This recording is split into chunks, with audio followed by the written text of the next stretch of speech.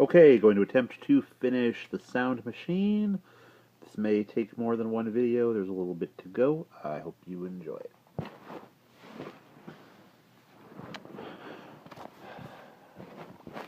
Adjust my phone a little bit. From the moment that he started pulling to the moment that the stem broke, he distinctly heard in the earphones a faint, high-pitched cry, curiously inanimate.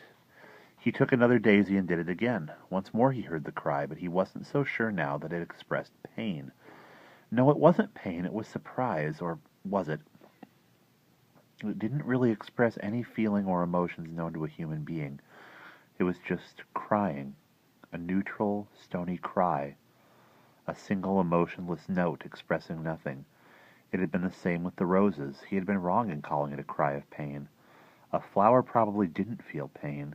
It felt something else, which we didn't know about, a something called toin, or spurl, or plilnicament, or anything you like. He stood up and removed the earphones. It was getting dark, and he could see pricks of light shining in the window of the dark houses all around him. Carefully he picked up the black box from the table, carried it to the shed, and put it on the workbench. Then he went out, locked the door behind him, and walked up to the house. The next morning, Klausner was up as soon as it was light. He dressed and went straight to the shed. He picked the machine up and carried it outside, clasping it to his chest with both hands, walking unsteadily under its weight. He went past the house, out through the front gate, and across the road to the park.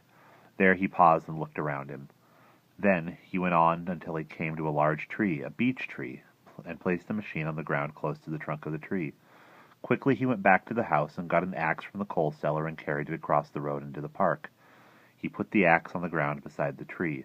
Then he looked around him again, peering nervously through his thick glasses in every direction. There was no one about. It was 6 in the morning.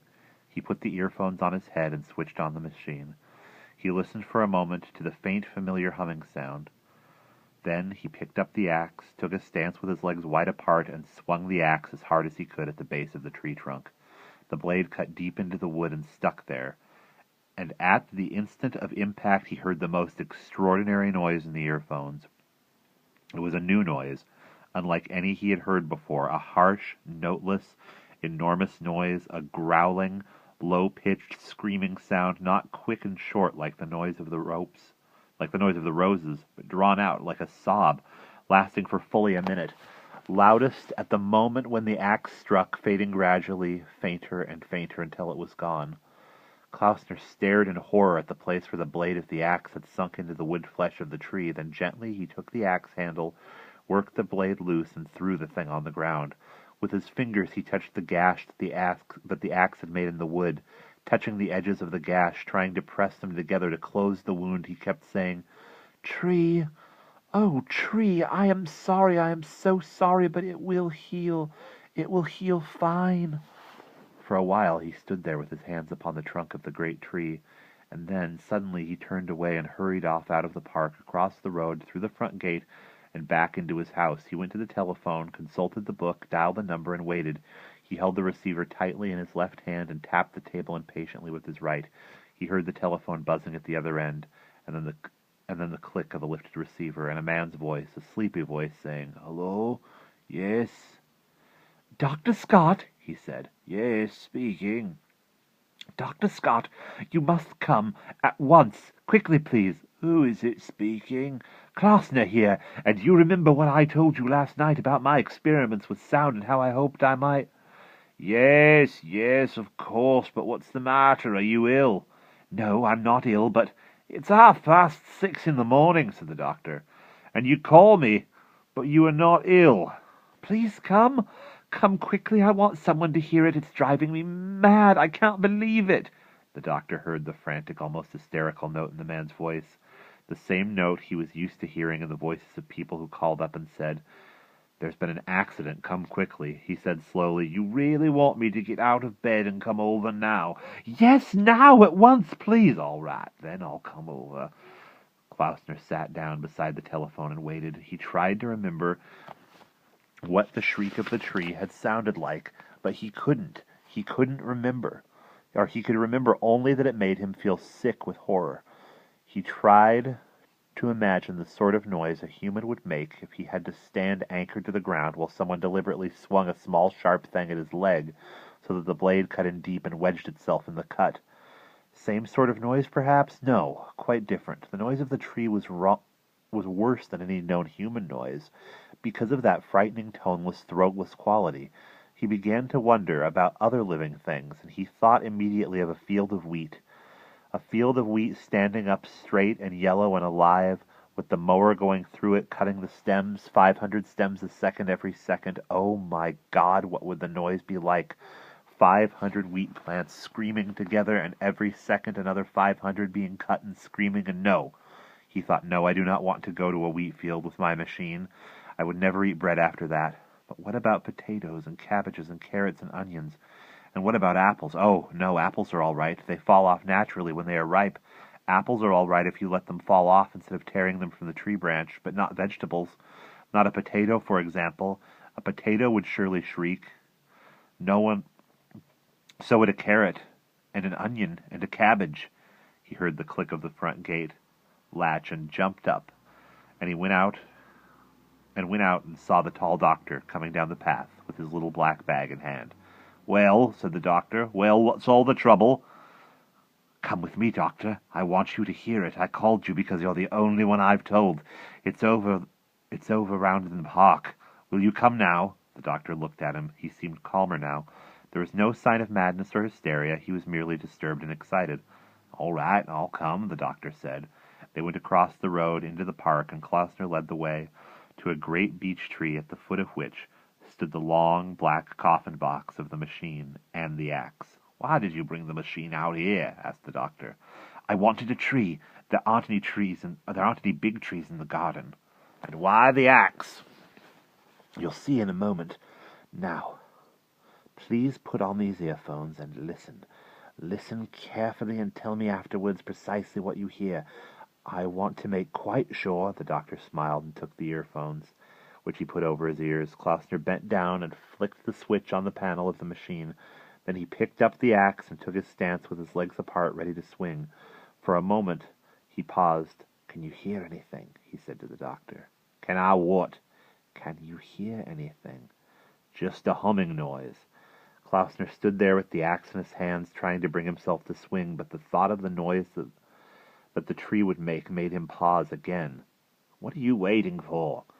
the doctor asked. "Nothing," Klausner answered, and then he lifted the axe and swung it at the tree, and as he swung he could swear he felt a movement of the ground on which he stood. He felt a slight shifting of the earth beneath his feet, as though the roots of the tree were moving underneath the soil, but it was too late to check the blow, and the axe struck the tree and wedged deep into the wood. At that moment, high overhead, there was a crackling sound of wood splintering, and the swishing sound of leaves brushing against other leaves, and they both looked up, and the doctor cried, "Watch out! Run, man! Quickly run!" The doctor had ripped off the earphones and was running away fast, but Klausner stood spellbound, staring up at the great branch, 60 feet long at least, which was bending slowly downward, breaking and crackling and splintering at its thickest point. Just where it joined the main trunk of the tree, the branch came crashing down, and Klausner leapt just in time. It fell upon the machine and smashed it into pieces. "Great heavens!" the doctor shouted as he came running back. "That was a near one. I thought it had got you." Klausner was staring at the tree. His large head was leaning to one side. Upon his smooth white face there was a tense, horrified expression. Slowly he walked up to the tree. Gently he pried the blades loose from the trunk. "Did you hear it?" he said, turning to the doctor. His voice was barely audible. The doctor was still out of breath from the running and the excitement. "Hear what?" "In the earphones, did you hear anything when the axe struck?" The doctor began to rub the back of his neck. "Well," he said, "as a matter of fact..." He paused and frowned and bit his lower lip. "No, I'm not sure. I couldn't be sure. I don't suppose I've had the earphones on for more than a second after the axe struck." Yes, but what did you hear?" "I don't know," the doctor said. "I don't know what I heard. Perhaps the noise of the branch breaking." He was speaking rapidly, rather irritably. "But what did it sound like?" Klausner leaned forward slightly, staring hard at the doctor. "Exactly what did it sound like?" Oh, hell, the doctor said. I really don't know. I was more interested in getting out of the way. Let's leave it.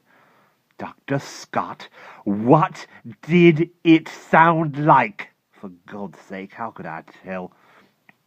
What with half the tree falling on me and having to run for my life, the doctor certainly seemed nervous. Klausner had sensed it now. He stood quite still, staring at the doctor, and for fully half a minute he didn't speak. The doctor moved his feet, shrugged his shoulders, and half turned to go. Well, he said, we better get back. Look, said the little man, and now his smooth white face became suddenly suffused with color. Look, he said, you stitch this up. He pointed at the last gash the axe had made in the tree trunk. You stitch this up quickly. Don't be silly, the doctor said. You do as I say. Stitch it up. Klausner was gripping the axe handle as he spoke softly in a curious, almost a threatening tone. Don't be silly, the doctor said. I can't stitch through wood. Come on, let's get back. So you can't stitch through wood? No, of course not. Have you got any iodine in your bag? Yes, of course. Then paint the cut with iodine. It'll sting, but that can't be helped. Now look, the doctor said. And again he turned as if to go. Let's not be ridiculous. Let's get back to the house and then paint the cut with iodine. The doctor hesitated. He saw Klausner's hands tightening on the handle of the axe. He decided that his only alternative was to run away fast, and he certainly wasn't going to do that. All right, he said, I'll paint it with iodine. He got his black bag, which was lying on the ground about 10 yards away, opened it, and took out a bottle of iodine and some cotton wool. He went up to the tree trunk, uncorked the bottle, tipped some of the iodine into the cotton wool, bent down and began to dab it into the cut. He kept one eye on Klausner, who was standing motionless with the axe in his hands, watching the doctor. Make sure you get it right in. Yes, the doctor said. Now do the other one, the one just above it. The doctor did as he was told. There you are, he said. It's done. He straightened up and surveyed his work in a very serious manner. That should do nicely. Klausner came closer and gravely examined the two wounds.